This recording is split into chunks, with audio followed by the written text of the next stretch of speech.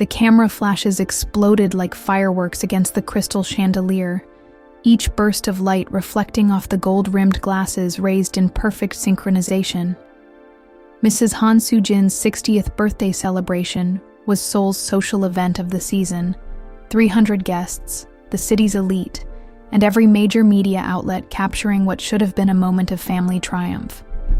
Naomi Carter Han stood frozen in her red hanbok, the silk feeling heavier than armor against her skin. The traditional Korean dress had been her mother-in-law's choice, a test disguised as a gift. Around her, conversations flowed in rapid Korean, words she'd been studying for 2 years but still felt like swimming upstream against.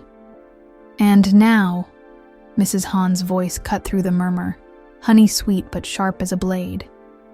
A toast to family traditions that have sustained the Han legacy for generations. The soju glass appeared in Naomi's trembling fingers, passed directly from her mother-in-law's manicured hands. The elderly woman's smile was perfect for the cameras. Warm, embracing, the picture of acceptance. But her whisper, meant only for Naomi's ears, sliced through the facade like ice through silk. In this house, tradition speaks louder than blood. Naomi's breath caught. Around them, photographers jostled for the perfect angle of the happy family moment. Min-jae stood beside her, his jaw clenched so tightly she could see the muscle jumping beneath his perfectly groomed exterior. His hand found hers under the table, a secret squeeze of solidarity that no one else could see. "Smile, daughter-in-law," Mrs. Han commanded, her voice carrying just enough volume for the nearby guests to hear the endearment, while her eyes promised otherwise. The toast commenced. 300 glasses raised to the ceiling, catching the light like a constellation of judgment. Naomi lifted hers with everyone else, the weight of it feeling like lifting mountains. The soju burned her throat, but not as much as the knowledge that every camera flash was capturing her contained tears. Every smile was practiced deception. She had married for love. They were celebrating a lie. As the applause thundered around them, Mrs. Han leaned in one final time, her lips barely moving.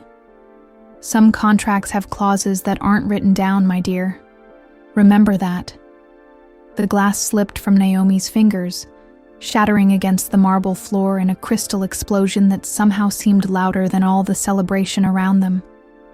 What's harder, being ignored or being celebrated falsely?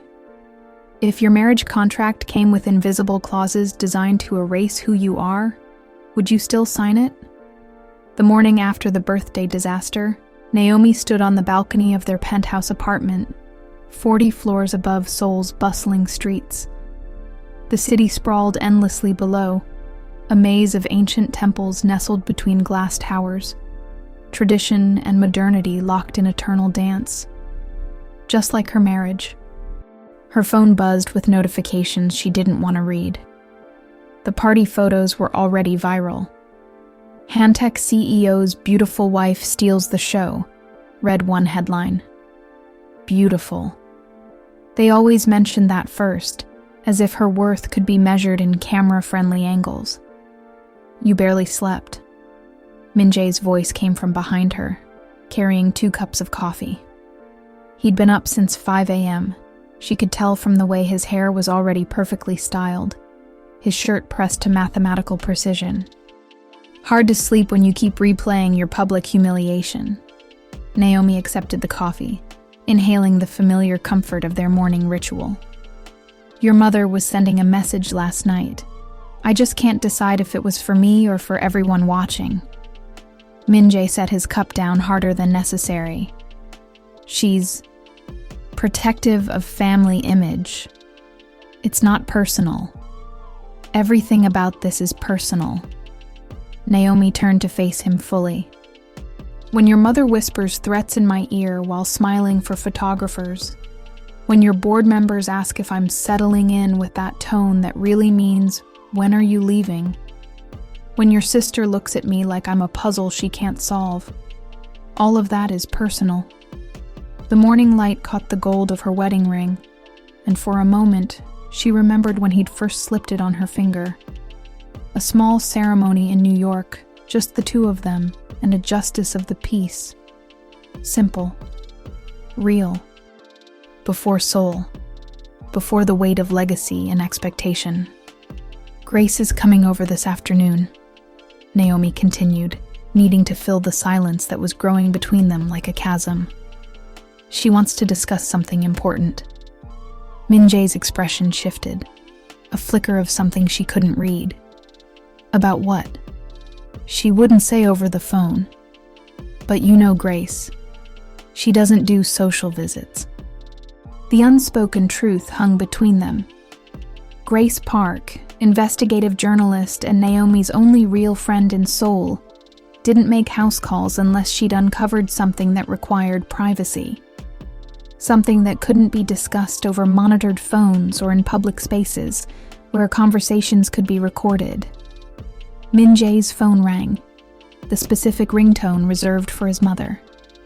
He glanced at Naomi apologetically, before answering in rapid Korean. She caught enough words to understand. Damage control, media narrative, and appropriate response. When he hung up, his shoulders had that familiar defeated slope. "She wants to see us both, today, before Grace arrives." Naomi felt something cold settle in her stomach. The invitation that sounds optional never is.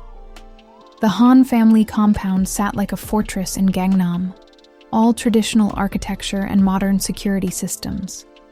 Naomi had been here dozens of times, but the imposing gates never felt less intimidating. Today, they felt like prison bars clicking shut behind them. Mrs. Han waited in the formal tea room, dressed in a simple but elegant hanbok that probably cost more than most people's cars. She had the particular stillness that powerful people cultivate, the kind that makes everyone else fidget while they remain perfectly composed. "Naomi, dear." The greeting was warm enough for the household staff to hear, but her eyes remained arctic. "Please sit. We have much to discuss." The tea service was already prepared, delicate porcelain that had been in the family for generations. Another test. Naomi had memorized the proper way to receive tea, the exact angle of her bow, the precise words of gratitude. 2 years of cultural tutoring distilled into 5 minutes of performance. "The photographs from last evening are quite lovely," Mrs. Han began, pouring tea with practiced elegance. "You photograph well, Naomi. Very striking." The pause before striking contained worlds of meaning. "However," she continued, not looking up from her careful pouring, "I've received several calls this morning. Concerns about presentation. Some felt that perhaps a more traditional approach to public appearances might be beneficial." Min-jae shifted beside Naomi. "Mother, Naomi looked beautiful last night. Everyone said so." "Beautiful, yes. But appropriate?" Mrs. Han finally looked directly at Naomi. "There are expectations, daughter-in-law. Standards that have been maintained for generations. The Han name carries weight in this country, and with that weight comes responsibility." Naomi felt the familiar tightening in her chest, the sensation of being measured against invisible standards she could never fully understand. "I wore what you selected for me, Mrs. Han. I followed every protocol you outlined." "Protocol, yes. But protocol without understanding is merely performance." The older woman's smile never wavered. "True belonging requires something deeper, something that perhaps cannot be taught." The words hit like physical blows, each one carefully chosen for maximum impact while maintaining plausible deniability. If anyone asked later, Mrs. Han had simply been discussing cultural education. Nothing more. "Mrs. Han," Naomi began, then stopped. She'd been about to defend herself, to explain her genuine efforts to understand and honor Korean culture. But something in the older woman's expression told her that no defense would be accepted, no effort acknowledged. "I think what my mother is trying to say," Min-jae intervened, his voice tight with controlled frustration, "is that there's always room for growth, for all of us." Mrs. Han's gaze shifted to her son, and for a moment, Naomi saw something flash between them, a conversation conducted entirely in glances and the subtle language of family power dynamics. "Of course, my son. Growth." She set down her teacup with a soft clink that sounded like a gavel falling. Which brings me to my main point. I've arranged for Naomi to have additional guidance, cultural immersion opportunities, extended ones. Naomi's blood turned cold. Extended how? There's a wonderful program. Traditional arts, language intensive, proper household management.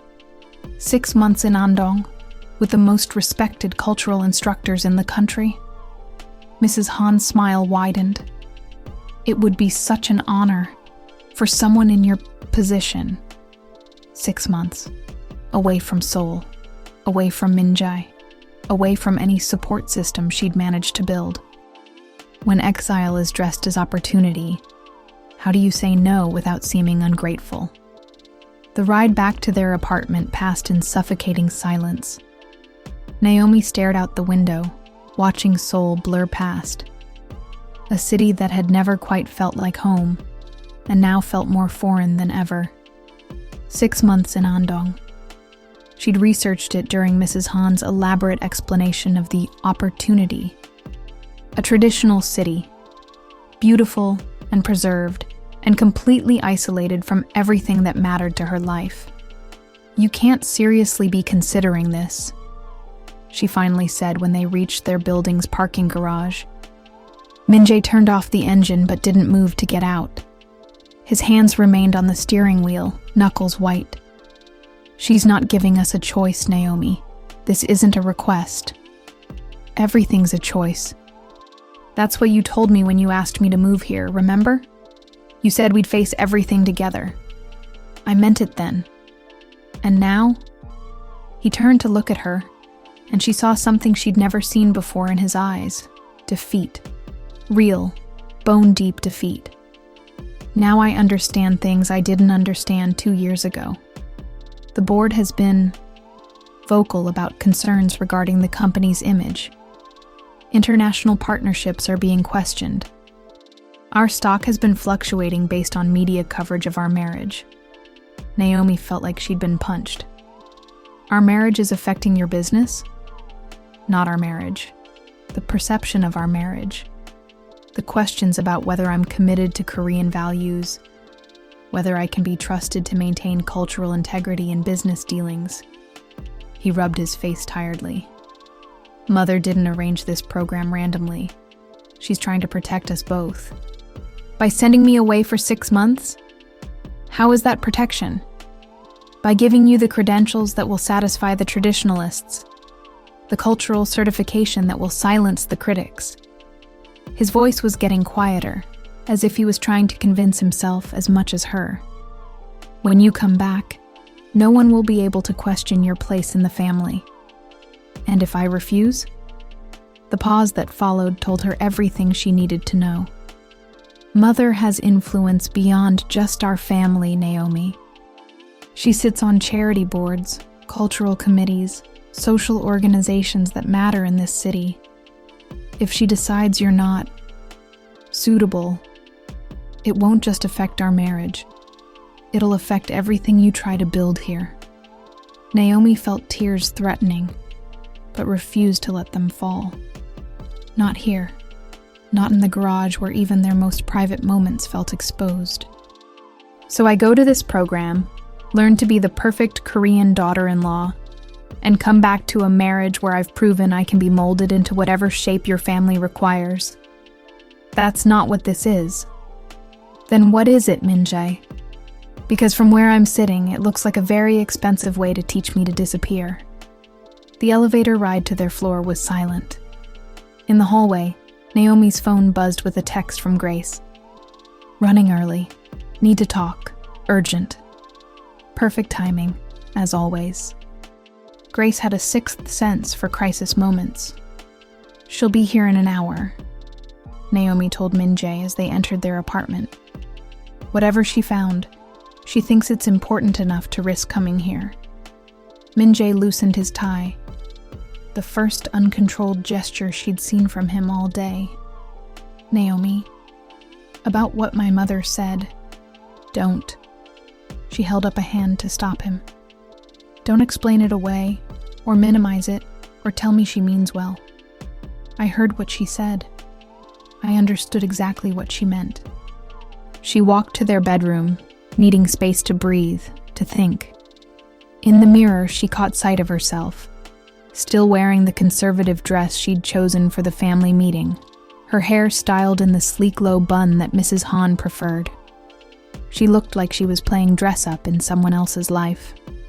The red hanbok from last night hung in the closet, still smelling faintly of the expensive perfume and underlying judgment from the party. She'd worn it to honor tradition, and it had become a costume in her own humiliation. Her reflection stared back, a woman caught between worlds, belonging fully to neither. When trying to honor someone else's culture means losing your own identity, where do you draw the line? Grace arrived like a storm system, all kinetic energy and barely contained urgency. She swept into their apartment with the particular intensity that meant she'd uncovered something big, something that couldn't wait for social niceties. "We need to talk. All of us." She set her laptop bag down with the decisive thud that meant business. "Min-jae, whatever you're thinking about doing, you need to hear this first." Naomi and Min-jae exchanged glances. Grace's investigative instincts were legendary. She could sense major life decisions from 3 blocks away. "Grace, this isn't a good time," Min-jae began, but Grace was already pulling out her laptop. "It's exactly the right time. Naomi, you mentioned your mother-in-law has been pushing cultural programs, right? Extended stays away from Seoul? How did you—" Naomi stopped. Of course Grace knew. Information flowed to her like metal to a magnet. "Because I've been tracking a pattern." Grace opened her laptop, fingers flying across the keyboard. 3 other foreign wives of prominent Korean businessmen in the past 5 years. All sent to cultural immersion programs. All returned, different, more compliant, less visible in their husbands' public lives. She turned the screen toward them. Photos, articles, timeline charts. The kind of meticulous research that had made Grace's reputation in investigative journalism. Meet Sarah Kim, married to a Samsung executive, sent to a traditional arts program in Jeonju for 8 months. When she returned, she'd given up her career in international law and became a full-time cultural liaison for Korean-American business relations. Very quiet, very traditional, very subdued. Another photo appeared. Anna Lee, married to a Hyundai heir. 6-month program in Gyeongju. Came back speaking perfect Korean, but somehow forgot how to speak up in English during board meetings where her husband needed support. Grace's eyes found Naomi's. Jennifer Choi, married to a media mogul. 4 months in Andong. Returned pregnant and immediately retired from public life to focus on family duties. The room went silent, except for the hum of the apartment's air circulation system. These programs, Grace continued, they're not just cultural education. They're designed to break down independent thinking, to create a specific type of wife that fits into a specific type of family structure. Traditional, deferential, invisible when necessary. Min-jae was staring at the screen, his face pale. "You're suggesting my mother is part of some kind of conspiracy?" "I'm not suggesting anything. I'm presenting facts." Grace pulled up another document. The programs are funded through a network of traditional cultural foundations. Guess who sits on the boards of most of them? Naomi didn't need to guess. The name was already forming in her mind like a cold weight in her chest. Mrs. Han Soo-jin serves on the board of directors for 7 cultural education foundations across Korea. She has influence over curriculum, instructors, and program requirements. Grace's voice was steady, professional, devastating. She's not just sending you away, Naomi. She's sending you to be reprogrammed. The word hung in the air like smoke. Min-jae stood abruptly, began pacing to the window and back. This is... Mother wouldn't... She's traditional, yes, but she's not malicious. Isn't she? Grace's question was gentle but implacable. Naomi, tell him about last night. Tell him what she whispered to you during the toast. Naomi had kept those words locked away, trying to convince herself she'd misunderstood the tone, the implication. Now, in the harsh light of Grace's research, they felt like puzzle pieces clicking into place. She said tradition speaks louder than blood, and something about contracts having clauses that aren't written down. Min-jae stopped pacing. There's more, Grace said quietly. I found records of phone calls between your mother and several Hantec board members. Discussions about the foreign wife situation and its impact on company partnerships with traditional Korean firms. She pulled up call logs, meeting schedules, email fragments recovered from corporate servers. Your marriage isn't just under attack from family pressure, Min-jae. It's under systematic, coordinated pressure from business interests who see Naomi as a liability to Korean corporate culture. When your love becomes a business problem, who decides what's more valuable? That night, Naomi sat at their dining table with a piece of paper that felt heavier than lead. The apartment was quiet. Min-jae had gone for one of his long walks, the kind he took when he needed to think through impossible problems. She'd offered to go with him, but they both knew this was something he needed to process alone. Grace's evidence spread across her laptop screen like a dissection of her marriage. Every piece of data painted the same picture. She was not just unwelcome, she was actively being eliminated, methodically, professionally, with the kind of precision that made it look like choice rather than coercion. The red umbrella sat by the door where Min-jae had left it that morning. He'd grabbed it on his way out, some forecast of rain that hadn't materialized. It had been his first gift to her in Seoul, presented with that shy smile that had made her fall in love with him all over again in a new country. For protection, he'd said. Seoul rain can be unpredictable. She'd laughed then. Rain was rain. How different could it be? Now she understood. Everything in Seoul was different when you were the wrong kind of different. The blank paper stared back at her, demanding words she didn't know how to write. How do you explain that you're leaving? Not because you want to, but because staying means slowly disappearing until there's nothing left of who you used to be. Min-jae. By the time you read this, I'll be on a plane back to New York. Not because I don't love you. I do, more than I thought possible to love another person. But because love isn't enough when it requires one person to become invisible. Her hand trembled as she wrote. Each word felt like a small betrayal of the future they'd planned together. Your mother's program isn't education. Grace showed us the evidence. It's designed to break down who I am and rebuild me into someone who won't threaten the Han legacy. Someone who will smile quietly and speak softly and never, ever ask why tradition is more important than truth. I can't do that. Not because I don't respect Korean culture. I do. I've spent 2 years learning and trying and adapting. But there's a difference between respecting culture and erasing yourself to fit into someone else's definition of acceptable. The words came faster now, 2 years of suppressed frustration flowing onto the page. I know you love me. I know you're trying to protect both of us. But protection that requires me to disappear isn't protection. It's elimination with better marketing. The board members who think I'm bad for business.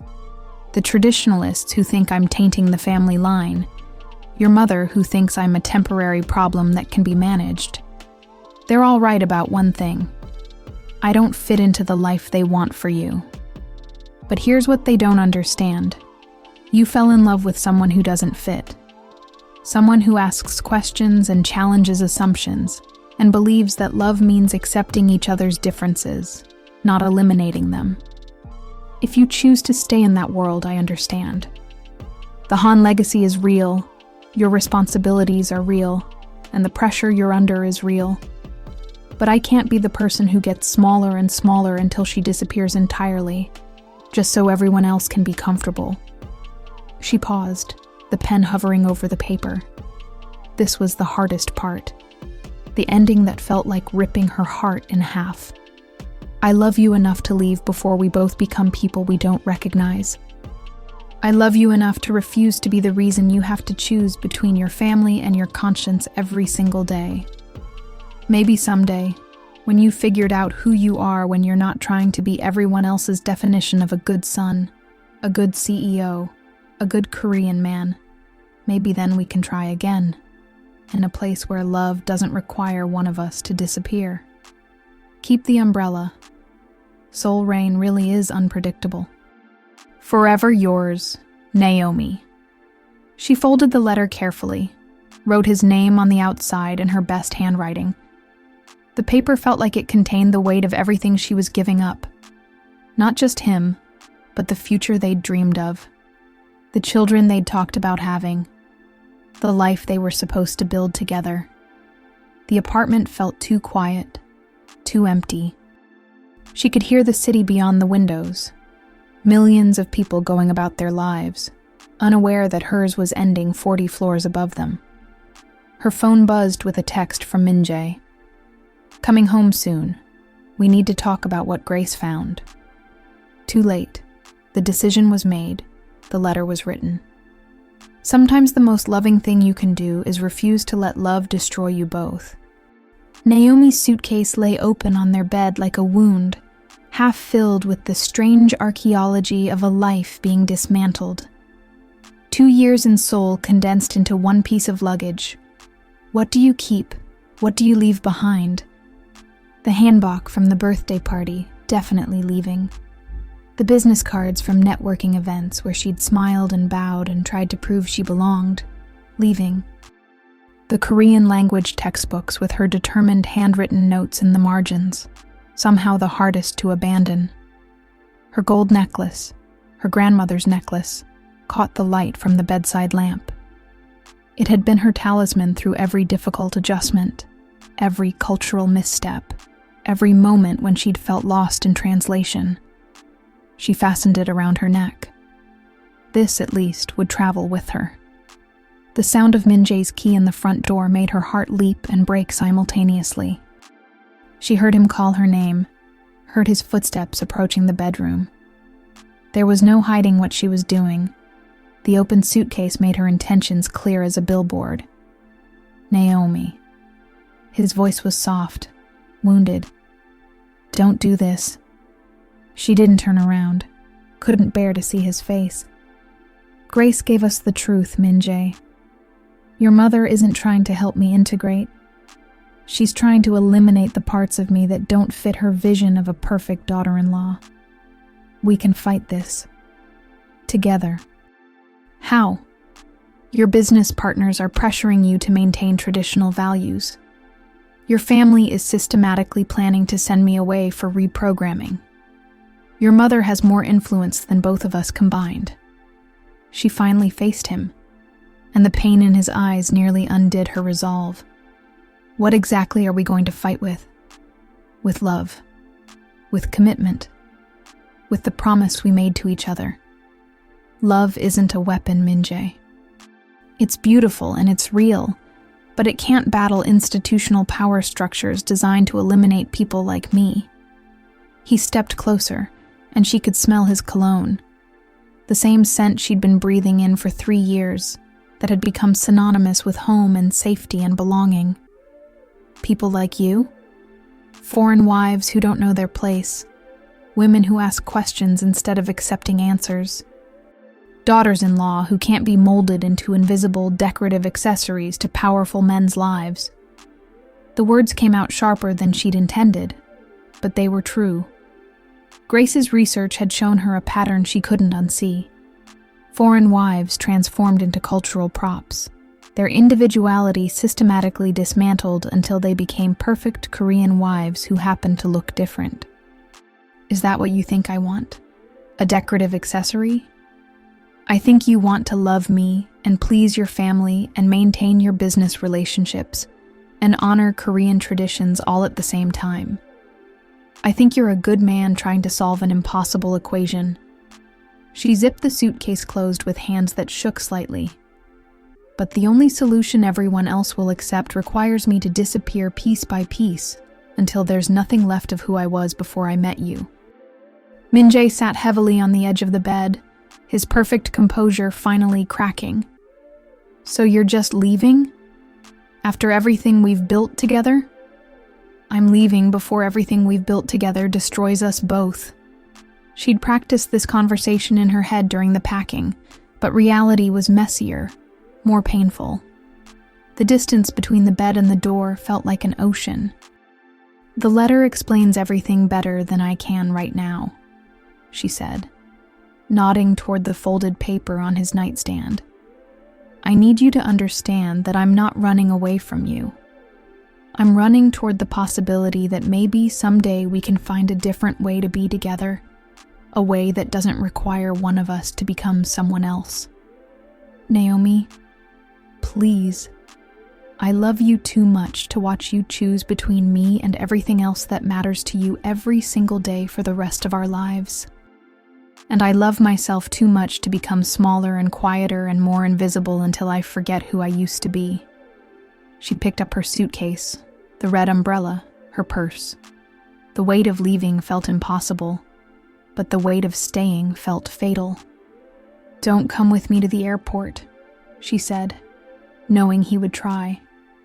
Let me do this cleanly. The elevator door closing between them felt like the period at the end of a sentence neither of them wanted to write. Grace found her in the airport departure lounge at 6 a.m., clutching a coffee that had gone cold an hour ago. Naomi's flight to New York didn't leave for another 3 hours, but she'd arrived early, needing the safety of being in transit. Not in Seoul anymore, but not home yet either. You look like hell, Grace said, settling into the seat beside her with characteristic directness. I feel like hell, but it's better than feeling like I'm disappearing. Grace studied her for a moment. That intense journalistic scrutiny that missed nothing. Min-jae doesn't know you're here, does he? I told him not to come to the airport. I meant it. And he listened? That doesn't sound like the man who flew to New York 6 times before convincing you to move here. Naomi almost smiled at the memory. Min-jae's determined courtship across continents. His refusal to accept that distance meant impossibility. He'd been so sure then that love could overcome any obstacle. Before Seoul, before family expectations, before business pressures. He's reading my letter right now, she said, learning that his wife is abandoning his marriage because she can't handle the pressure. Is that what you think you're doing? Isn't it? Grace was quiet for a long moment, watching the early morning travelers hurry past with their purposeful urgency. Can I tell you something I didn't mention yesterday? Something I found but wasn't sure you were ready to hear? Naomi tensed. More evidence of the conspiracy against foreign wives? Evidence of something else. Grace pulled out her phone, scrolled through photos until she found what she was looking for. I've been digging into Mrs. Hand's past, trying to understand why she's so threatened by you specifically. The photo on the screen was old, grainy, the kind of snapshot that belonged to a different era. A young Korean woman in a traditional hanbok stood beside a tall black man in a military uniform. They were holding hands, smiling at the camera with the kind of joy that was impossible to fake.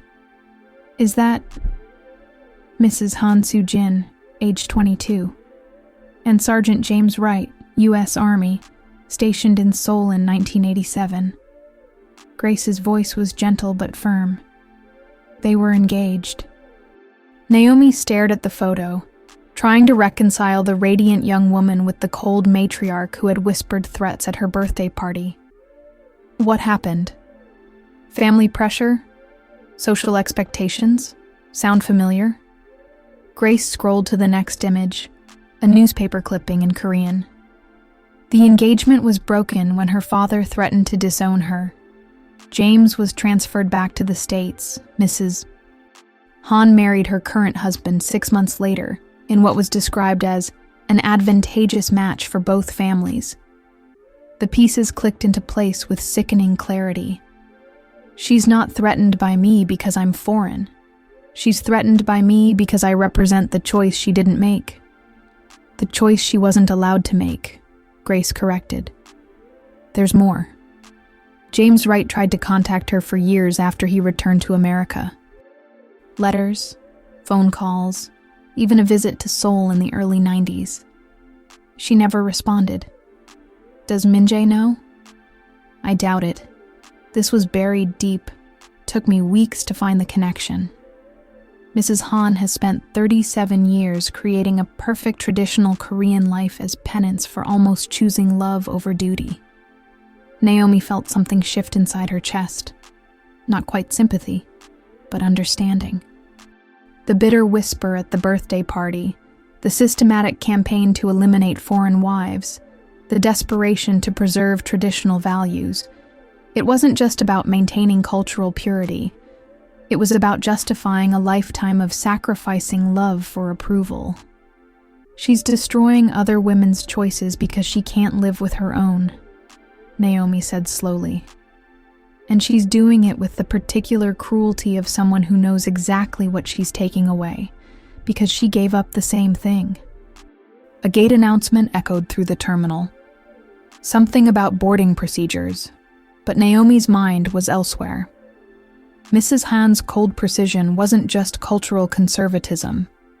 It was the methodical cruelty of someone forcing others to make the same sacrifice she'd made, to prove that her choice had been not just correct, but necessary. This doesn't change anything, Naomi said finally. Understanding why she's doing this doesn't make it less devastating. Maybe not. But it might change how Min-jae responds when he finds out. Grace's phone buzzed with an incoming call. She glanced at the screen, then at Naomi. Speaking of Min-jae, some truths are too big to be contained by airport departure lounges and international flights. Min-jae found them in the departure lounge 90 minutes later, looking like he'd driven through Seoul traffic at dangerous speeds to get there. His usually immaculate appearance was disheveled, hair uncombed, shirt wrinkled, the kind of visible desperation that meant he'd read her letter and understood exactly what he was losing. "Don't get on that plane," he said without preamble, ignoring the curious glances from other travelers. "Not yet. Not until you hear what I have to say." Naomi's resolve wavered at the sight of him. 3 hours of airport limbo had given her too much time to second-guess her decision, to remember every reason she'd fallen in love with him in the first place. "Min-jae, we talked about this. We talked. I listened. Now you need to listen to me." He sat down across from her, leaving Grace diplomatically in the middle. "I called my mother after reading your letter. Told her the cultural program was off the table permanently. And she gave me an ultimatum. Choose between you and the family business." His smile was bitter. 48 hours to decide whether I want to be a husband or a Han legacy heir. Grace leaned forward. "What did you tell her?" "I told her I'd made my choice 3 years ago when I proposed to Naomi in Central Park." Everything since then has been me trying to convince myself I could have both. Naomi felt her carefully constructed walls beginning to crack. Min-jae, you can't just abandon everything you've built. I'm not abandoning anything. I'm choosing what matters most. He reached across the space between them, not quite touching her hand, but close enough that she could feel the warmth of his skin. I've spent 2 years trying to fit our marriage into their expectations instead of demanding that their expectations adjust to our marriage. The business pressure, the board members, the traditional partnerships, those are real consequences, Naomi said. You can't just ignore them. I can't ignore them, but I don't have to be controlled by them either. Min-jae's voice carried a certainty she hadn't heard in months. Grace, show her the photo you found. Grace glanced between them, then pulled out her phone. The image of young Mrs. Han and her American soldier filled the screen again, but seeing it with Min-jae changed everything. Naomi watched his face as he processed what he was seeing: confusion, recognition, and finally, a kind of devastated understanding. My mother, he said quietly. She never told me about him. James Wright, Grace supplied. They were engaged in 1987. Her family forced her to choose between him and social acceptance. And she chose acceptance. Min-jae studied the photo with the intensity of someone trying to decode his entire childhood. All those lectures about duty and tradition and family honor. She was talking to herself as much as to me. She spent 37 years convincing herself she made the right choice, Naomi said, making sure other women don't get the option she didn't take. But she did have the option. She just chose differently. Min-jae looked up from the phone, and Naomi saw something new in his eyes. Not just love, but resolve. She chose safety over risk, approval over authenticity, tradition over truth. I understand why, but I'm not making the same choice. The boarding announcement for Naomi's flight crackled over the terminal speakers. First call for passengers. What are you saying? Naomi asked. I'm saying come home with me. Not to submit to more cultural programs or family pressure or business ultimatums. Come home so we can build something different. Something that doesn't require either of us to disappear. And your mother's 48-hour ultimatum? Min-jae's smile was the first genuine one she'd seen from him in weeks. Let her make her choice. I've already made mine. Grace was watching them both with the particular satisfaction of someone who'd seen this resolution coming before they had.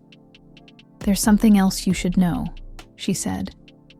I did some more digging after finding that photo.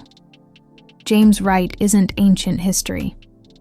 She pulled up another image, a more recent photo of an older black man in a business suit, standing in front of what looked like a university building. He's Dr. James Wright now. Professor of International Relations at Georgetown University, widowed 3 years ago. And according to his university bio, he spent significant time in Seoul in the 1980s, where he developed his expertise in Korean-American diplomatic relations. The implications hung in the air like electricity before a storm. He never forgot her either, Naomi said softly. Some stories don't end with the first goodbye. The elevator ride to the 42nd floor had never felt longer.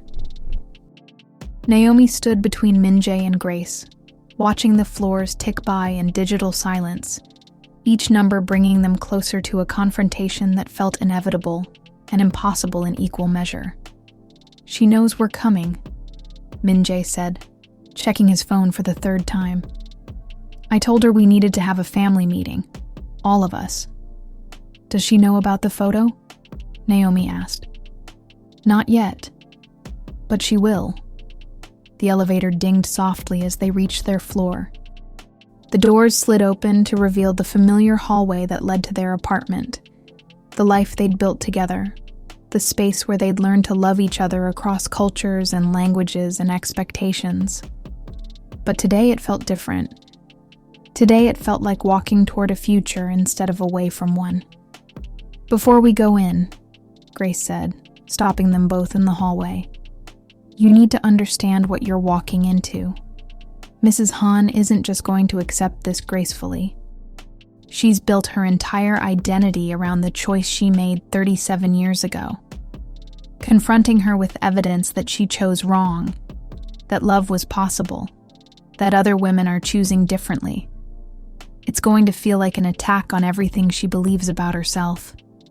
"Good," Min-jae said with more steel in his voice than Naomi had heard in months. "Maybe it's time she questioned those beliefs. Maybe, but cornered animals are dangerous, even when they're your mother." They reached the apartment door. Min-jae paused with his key in the lock, turned to look at Naomi one final time. "Are you ready for this?" "No, but I'm tired of being ready for the wrong things." The apartment felt different when they entered, charged with the electricity of impending change. Mrs. Han sat in the formal living area, still wearing the elegant hanbok from earlier, but somehow diminished by it now, as if the traditional clothing had become a costume she was trapped inside. "You missed your flight," she observed without looking up from her tea service. "How unfortunate." "Mother, we need to talk." Min-jae took Naomi's hand, a deliberate gesture of unity that wasn't lost on anyone in the room. "About the cultural program, about the board pressure, about the real reason you're so determined to change Naomi." Mrs. Han's composure never wavered, but something flickered behind her eyes. "I'm determined to help her become the woman this family needs her to be." "The woman you never got to be?" Grace's voice was gentle but implacable. "Or the woman you were forced to stop being?"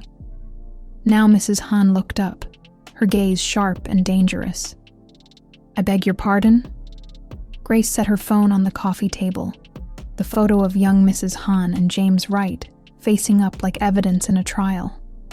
Sergeant James Wright, U.S. Army, Seoul, 1987, engaged to Han Soo-jin for 8 months before family pressure ended the relationship. The silence that followed was profound. Mrs. Han stared at the photo as if it contained the power to rewrite history, her carefully maintained mask finally beginning to crack. "How did you—" She stopped, regrouped, rebuilt her defenses. That was a long time ago. Ancient history. Ancient history that's been shaping your decisions for 37 years, Min-jae said quietly. Ancient history that's been used to justify destroying other women's choices because you couldn't live with your own. I made the right choice. The words came out sharp, defensive. I chose family honor over personal desire. I chose stability over chaos. You chose fear over love, Naomi interrupted, her voice steady despite the magnitude of what she was saying. And you've spent 4 decades trying to prove that was the only possible choice by making sure no other woman in your sphere gets to choose differently. Mrs. Han stood abruptly, her teacup clattering against its saucer. You don't understand what was at stake. What I gave up to preserve this family's reputation, its position in society. What did you give up? Min-jae asked. Because from where I'm standing, it looks like you gave up love and authenticity and the possibility of real happiness. And you've been trying to make everyone else give up the same things to justify that sacrifice. When the foundation of your entire life is built on a choice you can't admit was wrong, how do you rebuild without destroying everything? Mrs. Ian. Han moved to the floor-to-ceiling windows that overlooked Seoul, her back rigid with the kind of posture that comes from decades of holding unwelcome truths at bay. The city sprawled below them, millions of lights beginning to twinkle in the gathering dusk, each one representing lives and choices and possibilities. "You think you understand," she said finally, her voice barely above a whisper. "You think love conquers all, that tradition is just an excuse for cruelty, that I destroyed my happiness out of some kind of perverse devotion to social expectations." "Didn't you?"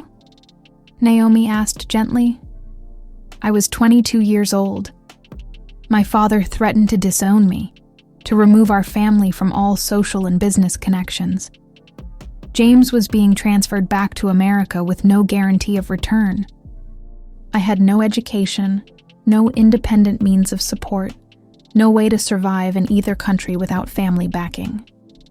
She turned from the window, and for the first time, Naomi saw her as something other than an adversary. A young woman who had faced an impossible choice with limited options. "So I chose security. I chose the life that was offered to me over the life I dreamed of.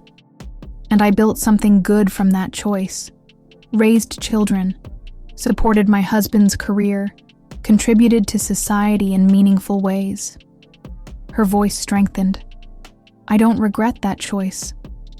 But you've never forgiven yourself for it either," Min-jae said. "And you've never stopped wondering what would have happened if you'd chosen differently."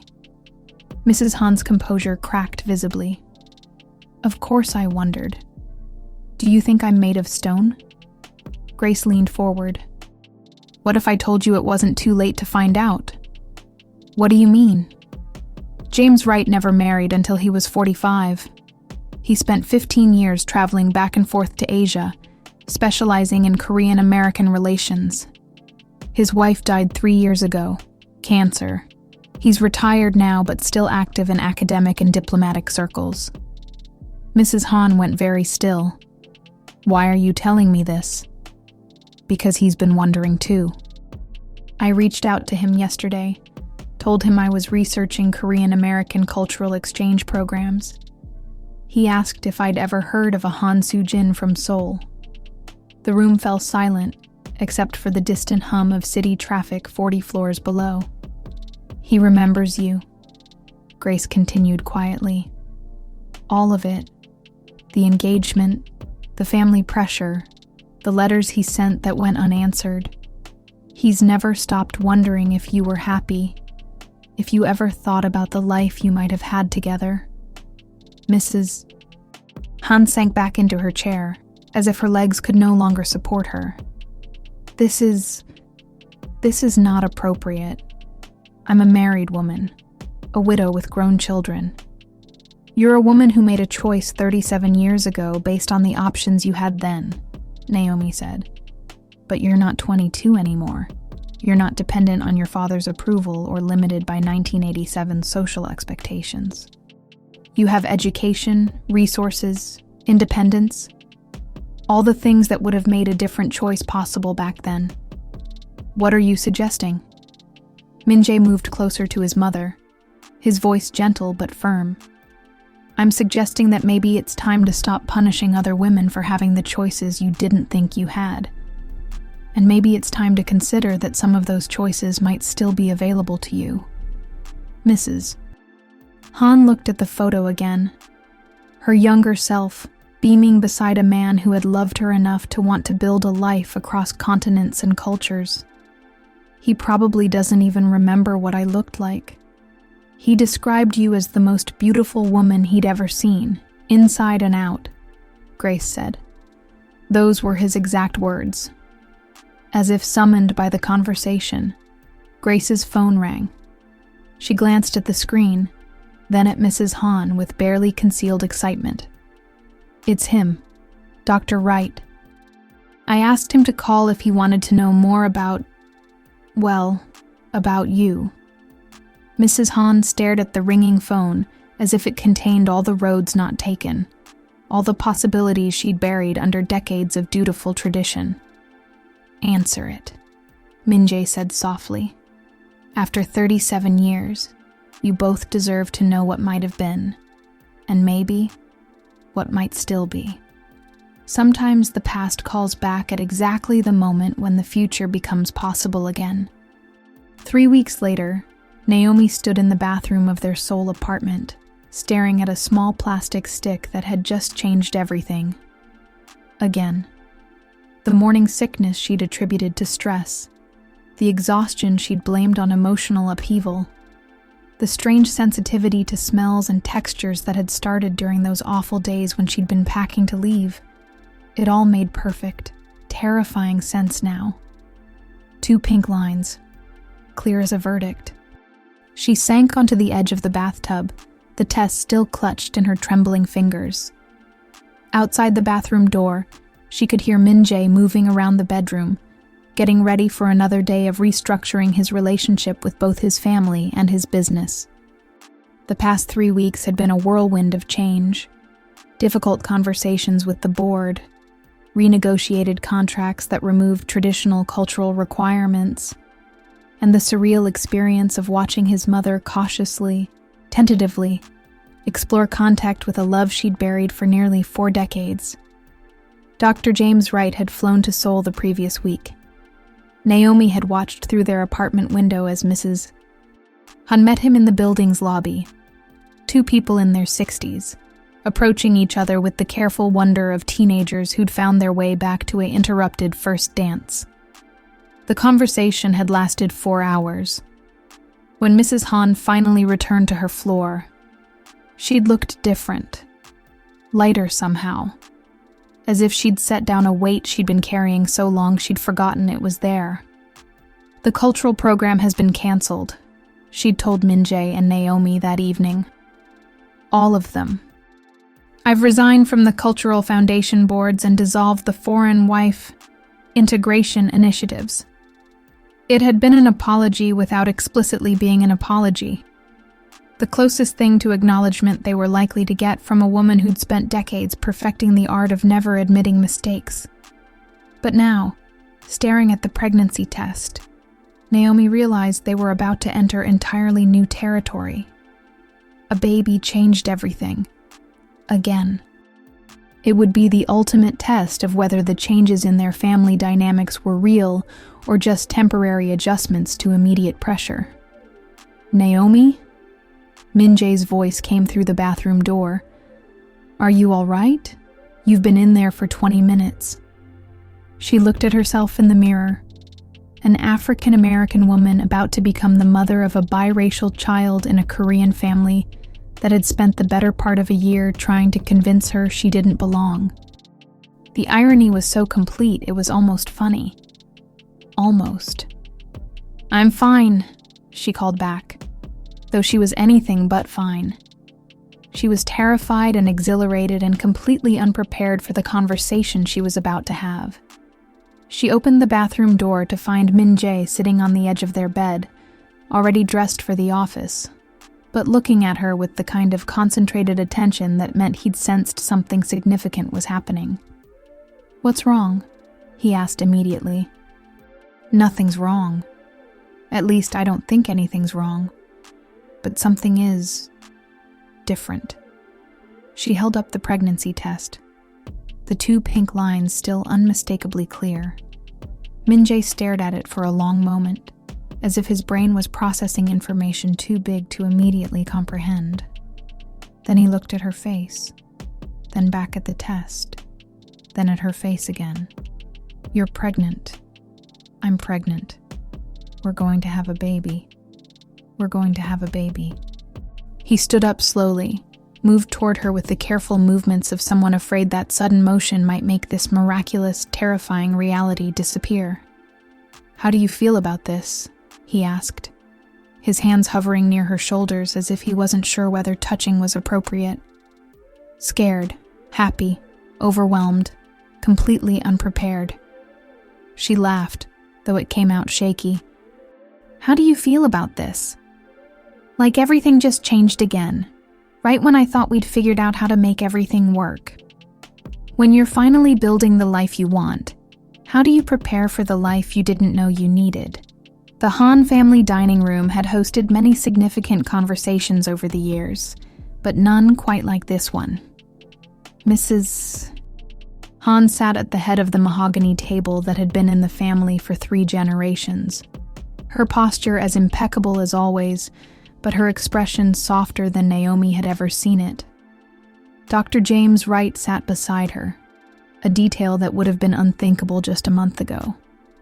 His presence had shifted something fundamental in the family dynamics, though Naomi wasn't entirely sure what that would mean for the long term. Min-jae had requested this family meeting to share their news, and Naomi could feel his nervous energy radiating across the table. They'd agreed he should take the lead in the announcement, partly because his Korean was better suited for the cultural nuances, and partly because she still felt like she was walking on diplomatic eggshells despite the recent detente. Mother James, Min-jae began, using the first name that Dr. Wright had requested, rather than any formal title. Naomi and I have something important to share with you. Mrs. Han's eyes sharpened, with the particular attention that meant she was preparing for either wonderful news or terrible news, with no middle ground between the two. "We're expecting a baby," Min-jae said simply. "Due in about 7 months." The silence that followed felt like the entire apartment building holding its breath. "Is us." Han's face went through a series of micro-expressions. Surprise, calculation, something that looked like joy, then concern, then back to joy. Decades of emotional control warring with the spontaneous reaction of a woman about to become a grandmother. "A baby," she repeated, as if testing the words for their reality. "A baby," Naomi confirmed, placing her hand instinctively on her still flat stomach. "Your first grandchild." "My first grandchild." "Mrs." Han's voice carried a wonder that transformed her entire presence. "A Han baby." Dr. Wright leaned forward slightly. "Congratulations to both of you. This is wonderful news." But Mrs. Han was already moving, rising from her chair with the kind of purpose that had intimidated Naomi for 2 years. For a moment, Naomi tensed, expecting another lecture about cultural expectations or traditional child-rearing practices. Instead, Mrs. Han approached her with tears gathering in her eyes, the first time Naomi had ever seen her mother-in-law display unguarded emotion. "May I?" she asked softly, her hands hovering near Naomi's stomach. The gesture was so unexpected, so vulnerable, that Naomi could only nod. Mrs. Han's palm settled gently against her abdomen, and for a moment, the woman who had whispered threats at birthday parties became simply a grandmother-to-be, marveling at the miracle of new life. "This changes everything," Mrs. Han whispered, and Naomi wasn't sure if she was talking to the baby, to them, or to herself. Sometimes the future arrives in the form of 2 pink lines and changes every rule you thought was permanent. 2 months into the pregnancy, Naomi discovered that being pregnant in a Korean chaebol family came with its own unique set of challenges and unexpected benefits. Mrs. Han had transformed from antagonist to fierce protector, though her protection sometimes felt as overwhelming as her previous hostility. "You need to see Dr. Kim," Mrs. Han announced, arriving at their apartment with an armload of pregnancy books and what appeared to be a complete nutritional supplement pharmacy. "He's the best obstetrician in Seoul, specializes in high-profile families." "I already have a doctor, Mrs. Han. Dr. Park is wonderful." "Dr. Park is fine for regular pregnancies." "This is a Han baby, the first Han grandchild. There can be no compromises with the medical care." Naomi exchanged glances with Min-jae, who was trying not to smile at his mother's complete reversal, from wanting to eliminate Naomi to treating her like precious cargo. "Mother," Min-jae intervened gently.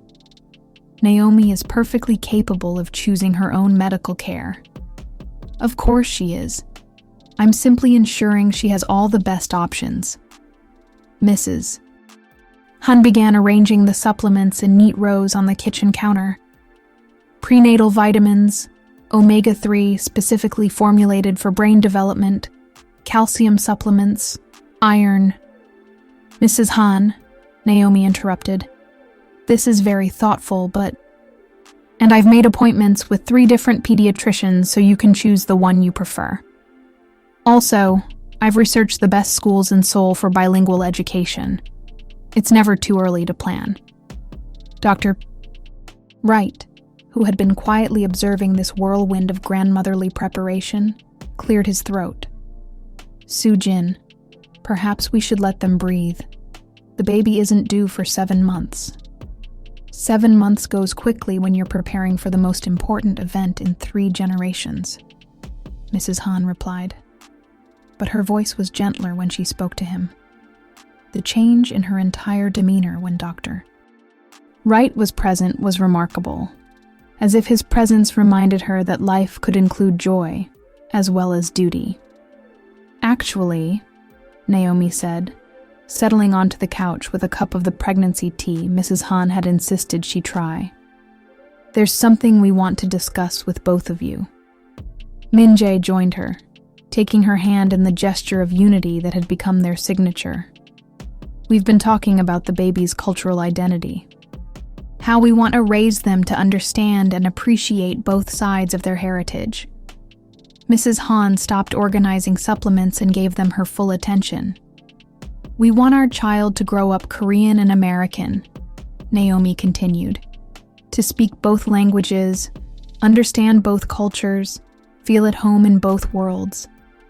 But we also want them to know that they don't have to choose between those identities, that being mixed isn't being incomplete. We're hoping, Min-jae added, looking directly at his mother, that our child will grow up in a family where difference is celebrated rather than eliminated, where being Korean doesn't mean rejecting American influences, and being American doesn't mean abandoning Korean traditions. Mrs. Han was quiet for a long moment, her gaze moving between them and settling finally on Naomi's barely visible bump. When I was young, she said slowly, I thought there was only one way to be Korean. One proper way to honor tradition and family. I spent decades believing that anything different was dangerous, that mixing cultures would dilute both. She moved to the window, looking out at Seoul's skyline where ancient palaces sat surrounded by ultra-modern skyscrapers. But this city, our country, has always been a mixture. Korean and Chinese influences, Japanese occupation and resistance, American partnership and independence.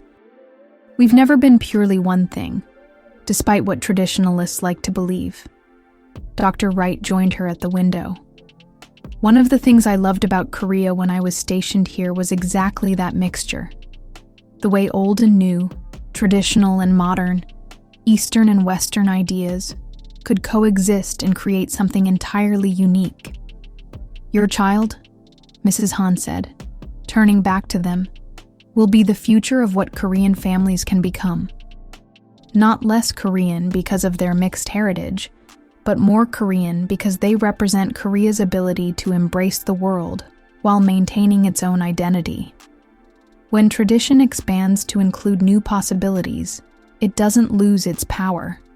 It gains new strength. 4 months into the pregnancy, the board meeting that would determine the future of Min-jae's position at Hantech arrived with all the drama and tension of a courtroom trial. Naomi sat in the executive conference room's observation area, her growing belly making her presence both visible and symbolic, the living proof that the company's CEO had chosen love over convention. The question before us, Chairman Park announced to the assembled board members, is whether Hantech's leadership reflects the traditional values that our business partners expect from Korean corporations. It was politely worded corporate warfare. Everyone in the room understood that they weren't really discussing leadership philosophy. They were deciding whether a CEO with a pregnant African-American wife was good for business. Min-jae stood at the head of the conference table, the presentation remote in his hand like a weapon. He'd spent weeks preparing for this moment, gathering data that would prove his marriage hadn't hurt the company, and developing strategies that would position Hantech as globally progressive rather than culturally compromised. "Ladies and gentlemen," he began, his voice carrying the authority of someone who had nothing left to lose. "I'd like to present our international partnership growth over the past 2 years." The screen behind him filled with charts and graphs that painted an unmistakable picture. Hantech's global expansion had accelerated significantly since his marriage to Naomi. American companies, eager to work with a Korean firm led by someone who understood cross-cultural dynamics, had increased their partnerships by 47%. "Our marriage," Min-jae said, clicking to the next slide, "hasn't damaged our international relations. It's enhanced them.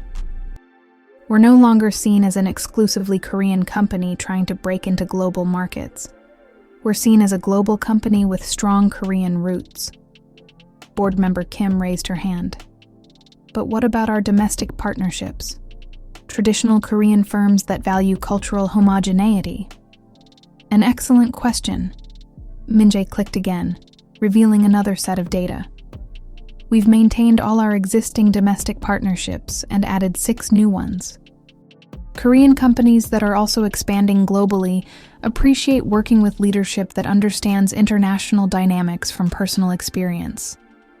Naomi watched the faces around the room, seeing the exact moment when business pragmatism began to override cultural conservatism. The numbers were undeniable. Min-jae's marriage hadn't hurt Hantech.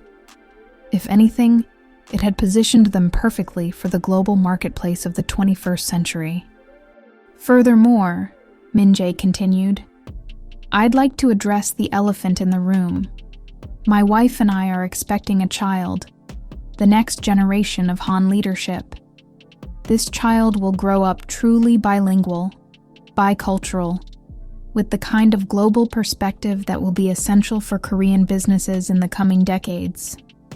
Chairman Park leaned forward. "You're suggesting that your mixed heritage child will be an asset to the company?" "I'm suggesting that Korea's future success depends on our ability to compete globally while maintaining our cultural identity. My child will embody that balance from birth." The room fell silent, except for the soft hum of the air conditioning and the distant sounds of Seoul traffic 40 floors below. "The world is changing," Min-jae said, setting down the remote and speaking directly to each board member in turn. "Korean companies that cling to outdated notions of cultural purity will be left behind by competitors who understand that strength comes from diversity, not homogeneity." "And if we vote to remove you as CEO?" Board member Song asked quietly. "Then you'll be removing the executive who increased company profits by 32% over 2 years, expanded our international presence into 4 new markets, and positioned Hantech as a leader in cross-cultural business innovation." Min-jae's smile was sharp as a blade. "But more importantly, you'll be telling your shareholders that board decisions are based on personal prejudice rather than business performance. When you stop defending your choices and start demonstrating their value, the conversation changes entirely." The vote was closer than Naomi had hoped, but decisive enough to matter. 8-4 in favor of retaining Min-jae as CEO, with 2 abstentions. As the board members filed out of the conference room, some offering congratulations, others maintaining pointed silence, Naomi felt something shift in her understanding of their place in this complex cultural landscape. They hadn't won acceptance. That might take years or generations. But they had won the right to define success on their own terms, and that felt like revolution disguised as corporate governance. "How do you feel?" Min-jae asked as they rode the elevator down to the parking garage, his hand resting on her rounded belly that had become their shared symbol of hope and defiance. "Like we just survived something that was designed to destroy us," Naomi replied. "But also like we proved something important, to them and to ourselves." "What did we prove?" "That love doesn't have to be reasonable or convenient or culturally appropriate to be worth fighting for." That building a life together means building something new, not just fitting into something that already exists. The elevator opened onto the parking level, where Grace waited beside their car with the particular expression that meant she had news too big for phone calls. "How did it go?" she asked immediately. "We won," Min-jae said simply. 8-4. "Good, because I have something you're both going to want to hear." Grace pulled out her phone, scrolling to what looked like a video call interface. "Someone wants to congratulate you personally." The screen filled with the image of Dr. James Wright, but he wasn't calling from Seoul. Behind him, Naomi could see what looked like a hotel room with distinctly American decor. "Congratulations on the board vote," he said, his smile warm and genuine. "Soo-jin wanted to be there for the meeting, but she's a little busy right now." "Busy with what?" Min-jae asked. The camera shifted, revealing Mrs. Han in the background, dressed casually in jeans and a sweater that Naomi had never seen her wear. Comfortable clothes that made her look years younger and infinitely more relaxed. "We're in Washington, D.C., Dr. Wright explained. "Soo-jin wanted to see where I lived, where I worked. She's giving a guest lecture at Georgetown tomorrow about Korean cultural preservation in the modern era." Mrs. Han moved closer to the camera, and Naomi was struck by how different she looked. Not just the casual clothing, but something fundamental in her expression. The rigid control had been replaced by something that looked like peace. "Min-jae, Naomi," she said, "I wanted you to know that watching you fight for your marriage, for your right to build a family on your own terms, it gave me the courage to fight for something I thought I'd lost forever." "Mother, are you saying—" "I'm saying that sometimes it takes the next generation to show the previous generation what's possible.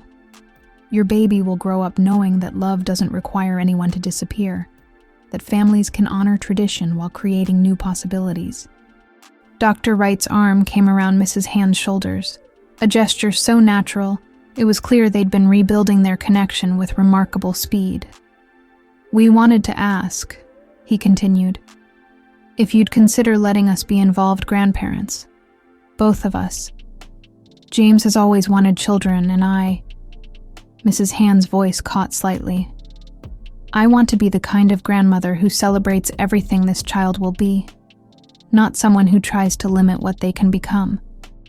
Naomi felt tears threatening for what felt like the 100th time since becoming pregnant.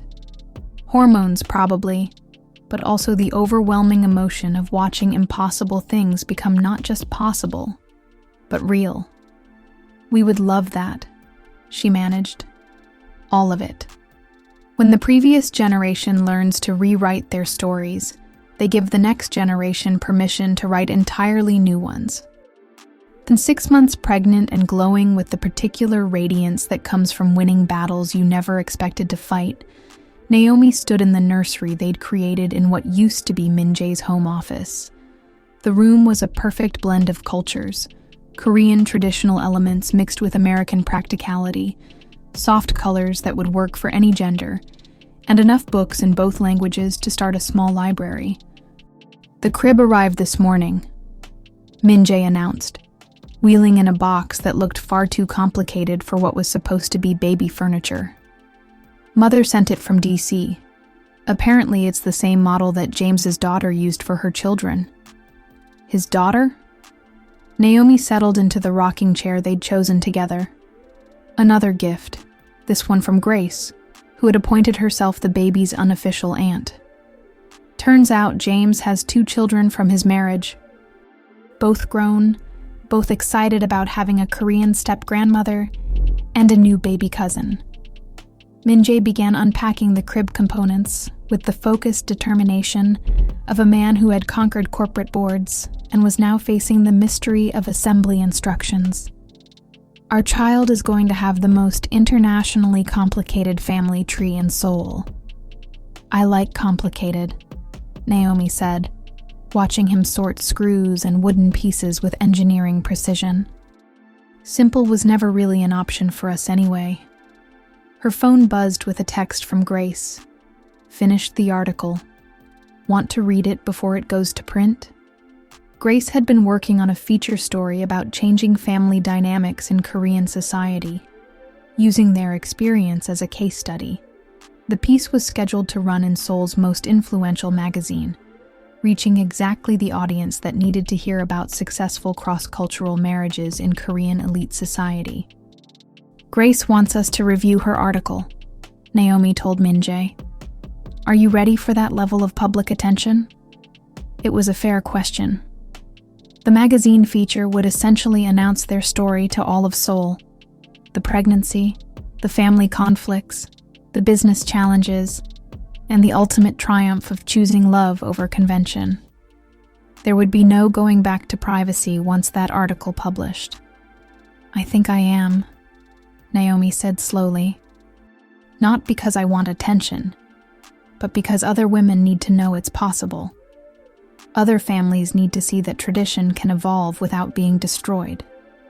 Min-jae looked up from the crib assembly, a wooden rail in each hand.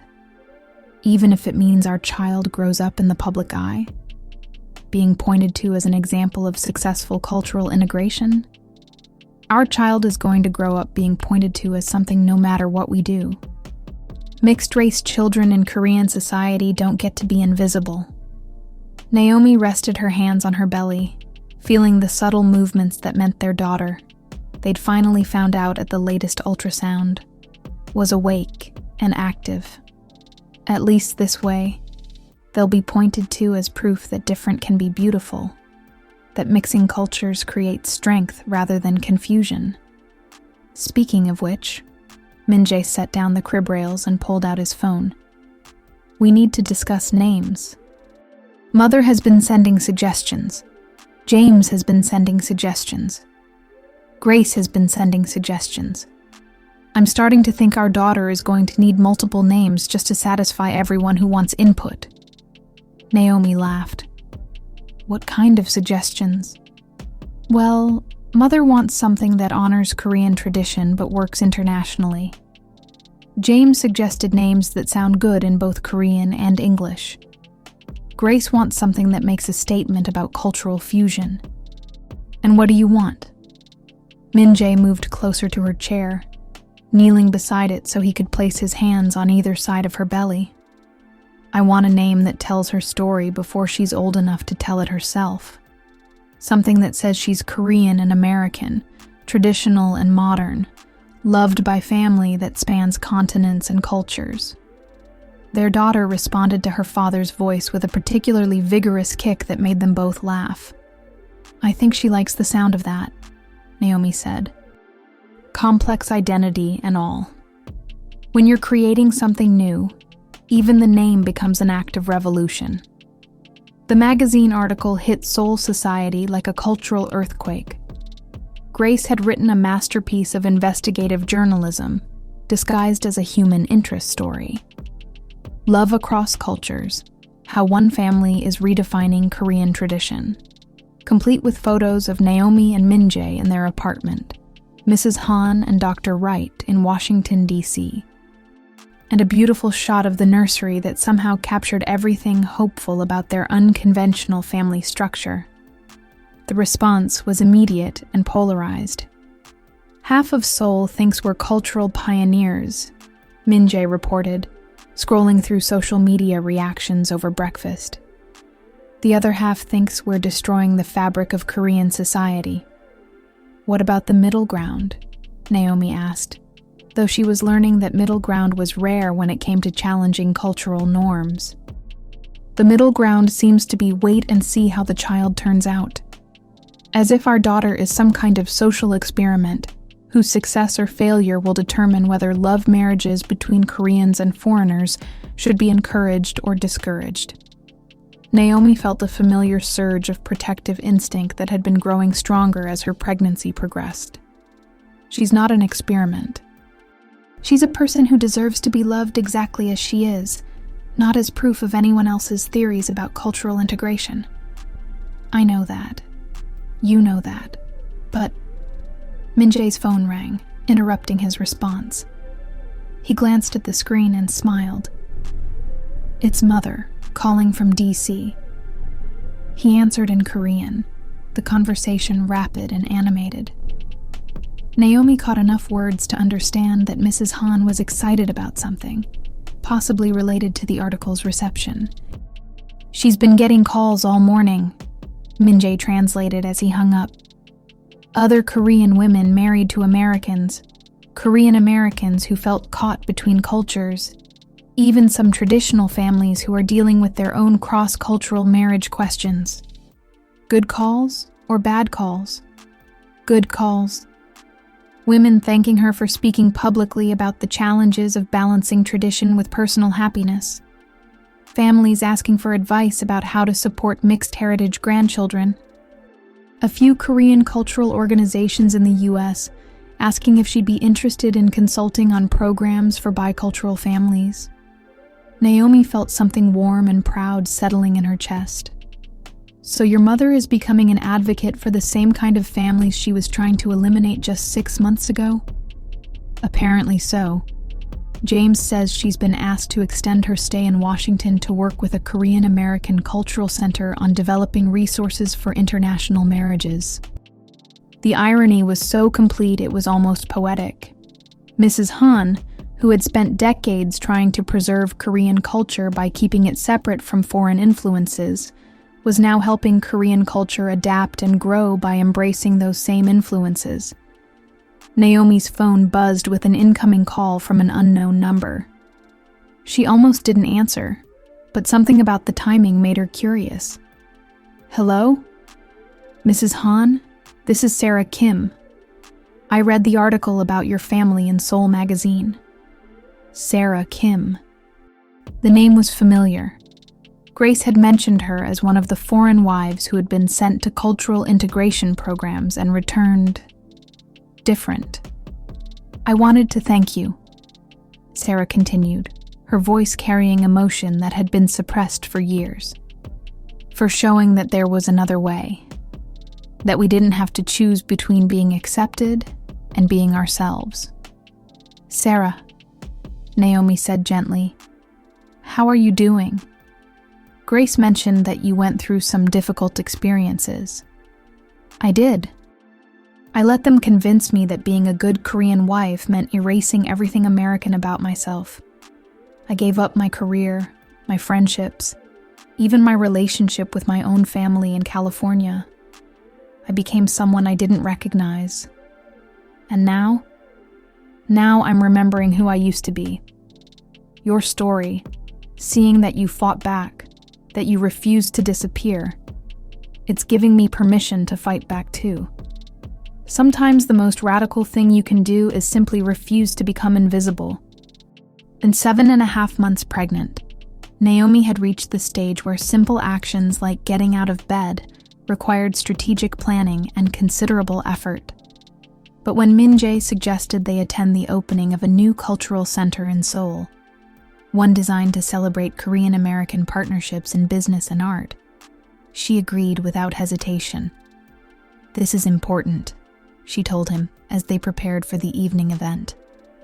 "If we're going to be public examples of successful cross-cultural marriage, we need to show up for the community we're supposedly representing." The cultural center was beautiful, a restored traditional Korean building with modern additions that somehow managed to honor both architectural styles without compromising either. Korean and American flags hung side by side, and the evening's program promised performances that blended both traditions. What Naomi hadn't expected was to find Mrs. Han and Dr. Wright there, having flown in from Washington specifically for the opening. "Surprise," Mrs. Han said, embracing Naomi with the careful tenderness she'd developed since learning about the pregnancy. "We couldn't miss this. James is being honored tonight for his decades of work promoting Korean-American relations." Dr. Wright looked slightly embarrassed by the attention, but pleased to be in Seoul again. "It's surreal being back here under such different circumstances," he told Min-jae. "The last time I was in this city, I thought I'd lost everything that mattered to me. And now?" Min-jae asked. Now I'm watching the woman I loved become the grandmother of my step-grandchild, in a Korea that's finally ready to embrace the kind of love we thought was impossible 37 years ago. The evening's program was a celebration of cultural fusion. Korean traditional music performed alongside American jazz, visual art that blended Eastern and Western techniques, poetry in both languages that explored themes of identity and belonging. Naomi found herself moved to tears more than once, though she blamed pregnancy hormones rather than admitting how deeply the performances affected her. But the most powerful moment came near the end of the evening, when the center's director invited families who represent the future of Korean-American relations to come forward for a group photograph. "Go," Grace urged from beside them. She'd attended as both friend and journalist, documenting the evening for another article. "All of you, this is your moment." They made their way to the front of the room, Min-jae supporting Naomi's growing bulk, Mrs. Han and Dr. Wright walking hand in hand like teenagers who'd finally gotten permission to be in love, even Grace joining them as the friend who had made much of this possible.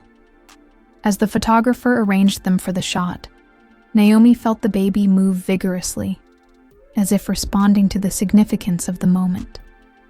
In 2 weeks, their daughter would be born into this strange, wonderful, complicated family that had rebuilt itself around love rather than tradition, choice rather than obligation. "Say family," the photographer called out. But instead of the typical posed smile, Min-jae turned to Naomi and kissed her. Not the careful, appropriate kiss of a couple posing for cameras, but the real kiss of a man who had chosen love over everything else and had no regrets about that choice. The camera captured it. The kiss that said everything about who they were and who they chose to be. Surrounded by family that had learned to love without conditions. In front of a community that was finally ready to celebrate, rather than judge. The best photographs capture not just how people look, but who they've decided to become.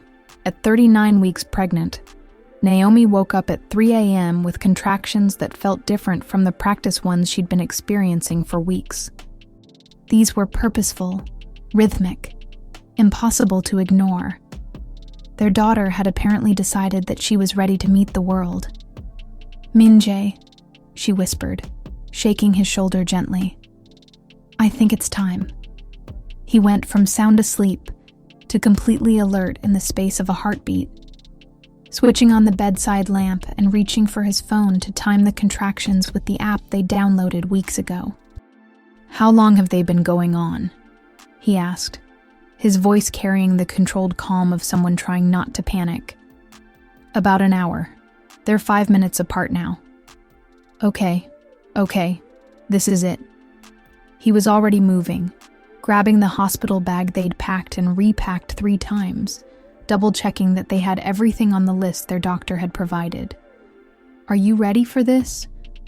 Naomi laughed, then stopped as another contraction hit. "I don't think anyone's ever really ready to become a parent, but we're as prepared as we can be." The drive to the hospital was surreal. Seoul's empty early morning streets, the city asleep while their lives were about to change forever. Min-jae held her hand between contractions, both of them maintaining the kind of focused calm that covers profound emotion. "Have you called your mother?" Naomi asked as they pulled into the hospital parking garage. "I texted her and James. They're on the first flight they can catch from Washington." Min-jae helped her out of the car, his movements careful and protective. "Grace is already on her way. Apparently she's been sleeping with her phone on high volume, waiting for this call." The next several hours blurred together in the particular way that major life events do. Time moving both too slowly and too quickly. Moments of intense focus alternating with periods where everything felt dreamlike and unreal. Mrs. Han and Dr. Wright arrived just as Naomi entered active labor, having taken a red-eye flight and gone straight from the airport to the hospital. Mrs. Han appeared in the doorway of the delivery room wearing yesterday's clothes, and an expression of barely contained excitement. "How is she?" she asked Min-jae in rapid Korean. "Doing beautifully," he replied. "Another few hours, maybe." "I brought something," Mrs. Han said, pulling a small wrapped package from her purse. "For the baby, when she's ready." Inside the package was a traditional Korean baby blanket, silk embroidered with symbols for health, happiness, and prosperity. But what made Naomi's eyes fill with tears was the American flag embroidered alongside the Korean symbols, a deliberate inclusion that said everything about how much had changed in their family. "It's perfect," Naomi managed between contractions. She'll love knowing that her grandmother made sure she was welcomed by both sides of her heritage from her very first day. Grace arrived with coffee and flowers, and the particular energy that came from witnessing friends' major life moments. "I brought my camera," she announced. "If you want me to document anything. No pressure, but this is kind of historic.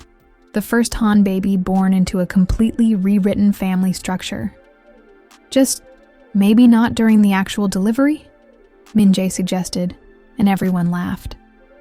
At 2:47 p.m., after 12 hours of labor and a final hour of intense pushing, their daughter entered the world with a cry that sounded like she had opinions about the timing and circumstances of her arrival. "She's perfect," Dr. Kim announced, placing the baby on Naomi's chest. "Completely healthy, beautiful, and clearly ready to take on the world." Naomi looked down at her daughter, their daughter, and felt something click into place that she hadn't even realized was missing. The baby was beautiful in the way that newborns are, wrinkled and red and somehow both fragile and strong at the same time. Her eyes were dark like Min-jae's, but shaped like Naomi's, her hair black and thick, her skin a perfect blend of both parents that would probably darken as she grew. "Hello, Maya," Min-jae whispered, reaching out to touch his daughter's tiny hand. They'd finally chosen the name just weeks ago, Maya, which meant illusion in Sanskrit, but good mother in Korean, and worked perfectly in both English and Korean pronunciation. "Maya Han Carter," Naomi added, using the hyphenated surname they'd decided on. "Your family has been waiting to meet you. Sometimes the most powerful revolutions begin with a baby's first breath." 3 weeks later, Naomi sat in the nursery at 4 a.m., nursing Maya while Seoul slept around them. The city lights twinkled through the windows like earthbound stars, and the apartment was quiet, except for the soft sounds of feeding and the gentle background hum of urban life. Min-jae appeared in the doorway, hair disheveled from sleep, carrying 2 cups of tea, and wearing the expression of wonder that had become his default since Maya's birth. "How's she doing?" he whispered, settling into the chair beside the rocker. "Perfect. Hungry every 3 hours like clockwork, but perfect." Naomi shifted Maya to her shoulder for burping, marveling again at how something so small could fit so completely into their lives. "Your mother called earlier.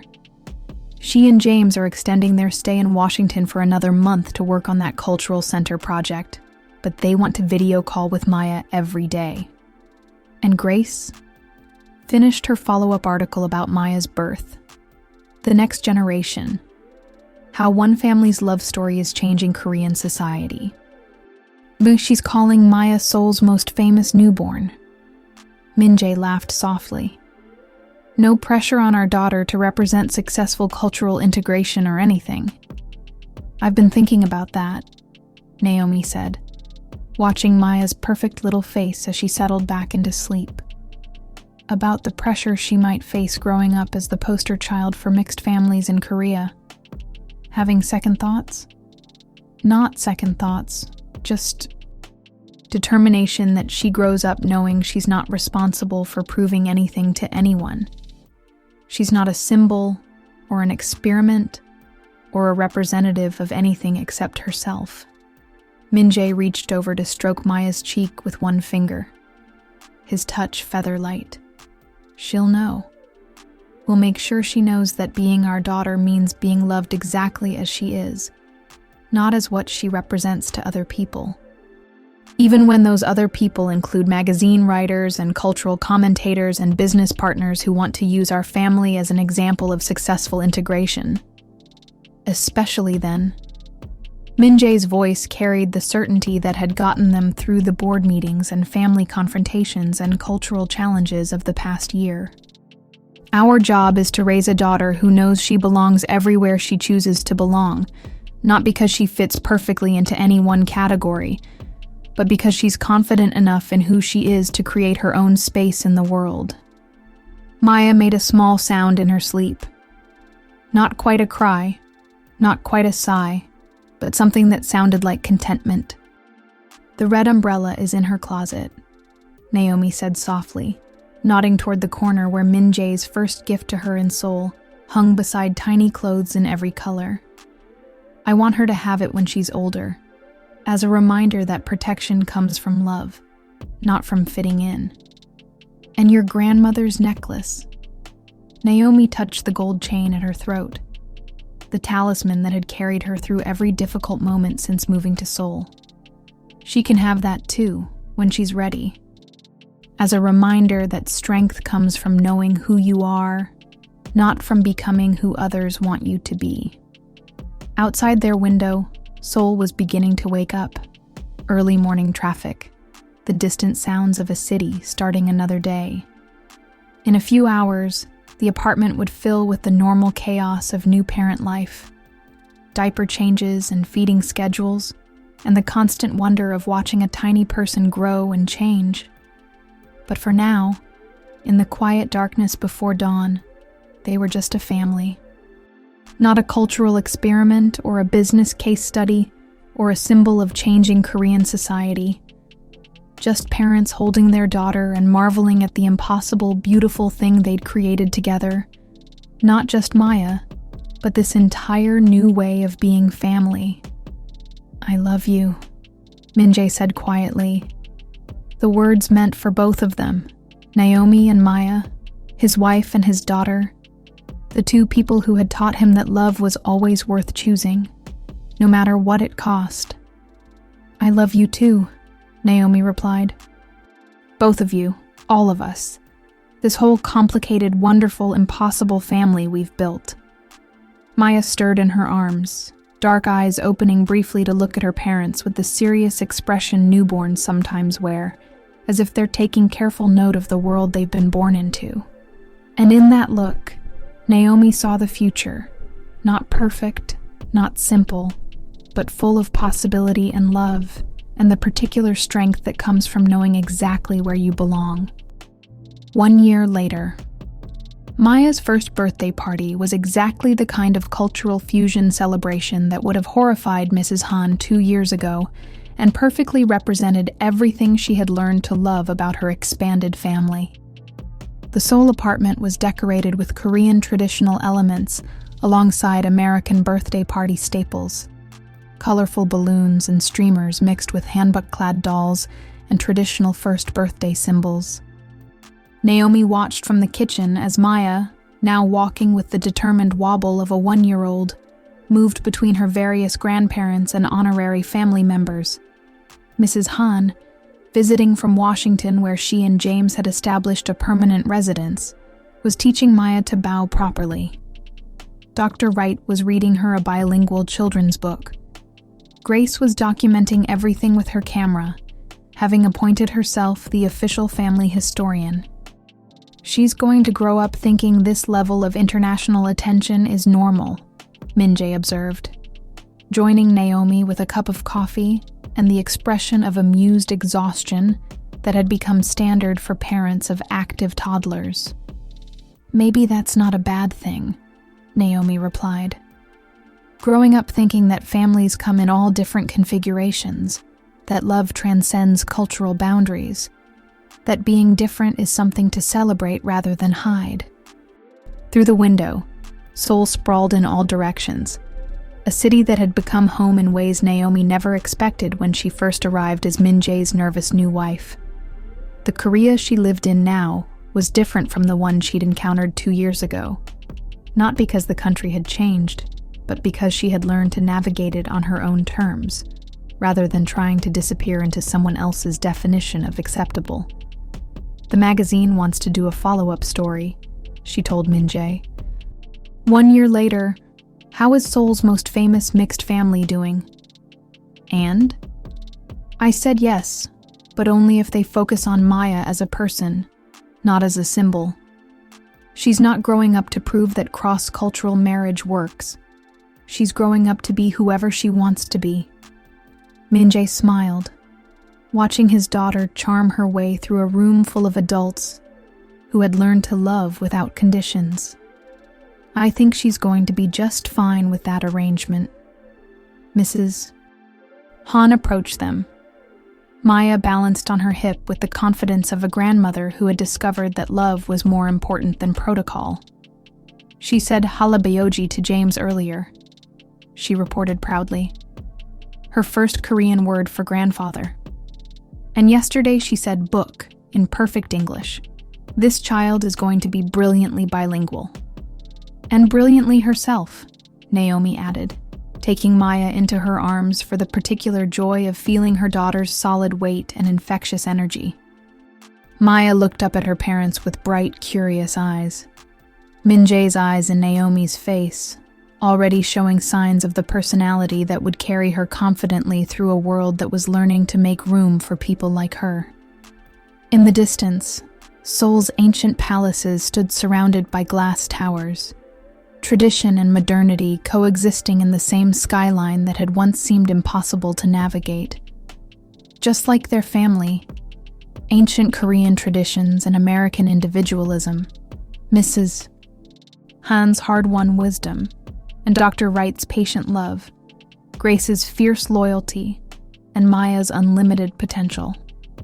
All of it woven together into something new, something that honored the past while embracing the future, something that proved love really could change the world. One family, one choice, one brave decision at a time. The red umbrella still hung in Maya's closet, waiting for Seoul's unpredictable reign. Naomi's grandmother's necklace waited in a jewelry box, ready to pass strength from one generation to the next. And their daughter grew surrounded by proof that belonging wasn't something you had to earn by becoming smaller. It was something you created by refusing to let anyone make you disappear. Some contracts really do change everything. The best ones are written not in fine print, but in the daily choice to love without conditions, to build families that expand rather than exclude, and to raise children who know that being different isn't a problem to be solved. It's a gift to be celebrated.